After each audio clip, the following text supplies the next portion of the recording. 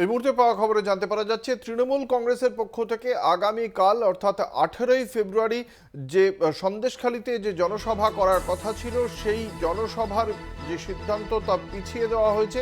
আমরা কথা বলবো, আমাদের সঙ্গে রয়েছেন আমাদের বিশেষ প্রতিনিধি দেবজ্যোতি ঘোষ। দেবজ্যোতি, ঠিক কি কারণে এই সভার তারিখ পিছিয়ে দেওয়া হয়েছে, পিছিয়ে দিয়ে কবে হচ্ছে, সেই সভা সম্পর্কে কি জানতে পারছো? যেহেতু উচ্চ মাধ্যমিক পরীক্ষা চলছে, সেই জন্য তৃণমূল কংগ্রেসের রাজ্য নেতৃত্বের নির্দেশ পাওয়ার পরেই উত্তর চব্বিশ পরগনা নেতৃত্ব যেটা ঠিক করেছেন যে আগামীকাল তারা সন্দেশখালীতে তারা কিন্তু কর্মী সভা করবেন।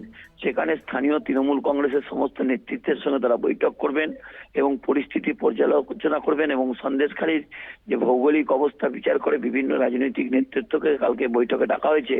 কিন্তু যে জনসমাবেশের কথা বলা হয়েছিল সেটা মার্চের 3 তারিখ হবে বলে এখনো পর্যন্ত তৃণমূল কংগ্রেস সূত্রে খবর। সেখানে তাপস রায়, সুজিত বসু থেকে শুরু করে পার্থ ভৌমিক সহ তৃণমূল কংগ্রেসের রাজ্য নেতৃত্বরা উপস্থিত থাকবেন এবং সেখানে 1 লক্ষ মানুষের সমাবেশ হয় বলে তৃণমূল কংগ্রেসের পক্ষ থেকে বলা হয়েছে।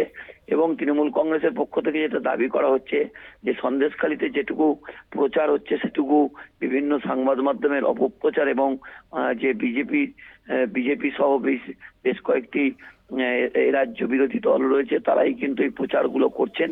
সাধারণ মানুষের মধ্যে তৃণমূল কংগ্রেস ছিলেন, আছেন এবং থাকবেন এবং সন্দেশখালীর পরিস্থিতি বেশ কিছুটা স্বাভাবিক হয়েছে।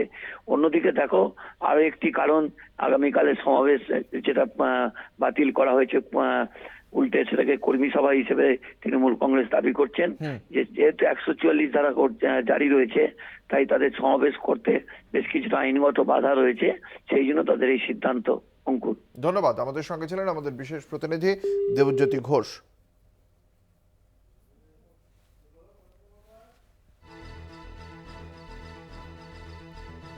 আপনাদের জানিয়ে রাখি, গত 13ই ফেব্রুয়ারি রাজ্যের মন্ত্রী তথা তৃণমূল কংগ্রেসের গুরুত্বপূর্ণ নেতা পার্থ ভৌমিক তিনি জানিয়েছিলেন 18ই ফেব্রুয়ারি অর্থাৎ আগামীকাল রবিবার তৃণমূল কংগ্রেসের পক্ষ থেকে জনসভা করা হবে সন্দেশখালীতে, দলের পক্ষ থেকে বার্তা দেওয়া হবে।